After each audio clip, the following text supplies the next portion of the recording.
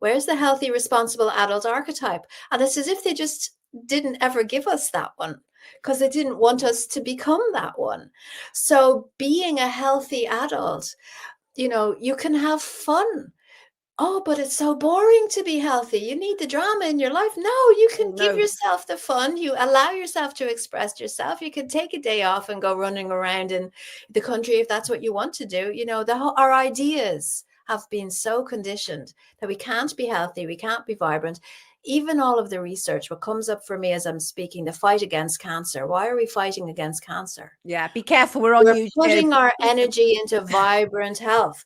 I'm putting my energy into a vibrant, healthy body. We don't talk to our body when it's sick and saying, I'm really sorry that you're sick. What can I do to help you? And put that love and energy in. Everybody's giving love to the water and crystallizing it. Oh, look how beautiful it is when it's been loved. And look how horrible it is when you hate the water. But we're doing this to ourselves. We cleaning are. up our house. And you see that in plants. You Yes, really see that in plants. but you see it in absolutely bodies. do. I mean, when you look at the most actual beautiful people that beautiful on the inside, it's because they're not angry at themselves. Right, exactly. They're Let not me read some constantly comments. creating anger and putting it into their body and then wearing it.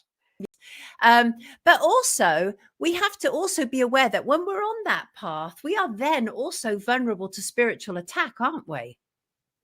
Yes, we are. But if we're more aware of the frequencies that we're engaging with, you get higher up and they can't get you. But as you're talking about, projecting everything out to the outside world is a fractal of us, but we have to clean inside first. So all of the activists and everything are ignoring the most important piece of work of all, which is the work of their interior soul, their interior landscape themselves. So if they're uncomfortable with something, then they have to go and kill it, because it's out there and not taking responsibility.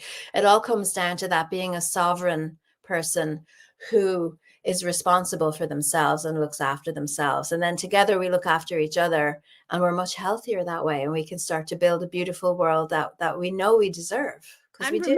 Then you're not just a number. Nobody is just a number. And I think one of the greatest tricks that the devil played on us is to make people feel as if they're insignificant, as if they don't count. But that simply isn't true. And I know that for fact, right? And that is, once you put your mind to something, it's amazing. I always find that when I make a decision, like I made a decision to do this twice weekly show, I just said at the start of the show, Friday's show, we've had nearly 100,000 views across platforms, Abby. That's come from nowhere. Like literally from nowhere. And the point being is that I show up here every Monday and Friday, and people know it's regular and they know my intention is good. And we've become this village that are pulling together this child and raising this child. And that's what Wake Up is. And so we can make these changes, but people have to stop being observers or passengers in their own life, don't they? They need to be active participants in their own life. I think all of this happens naturally when your proverbial petrol tank is above half full. Right.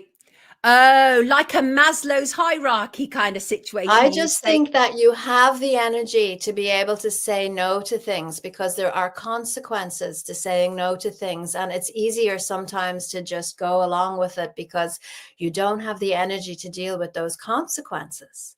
Mm-hmm. So if the 100,000 people that watch your show say twice a day, I call my energy back to me.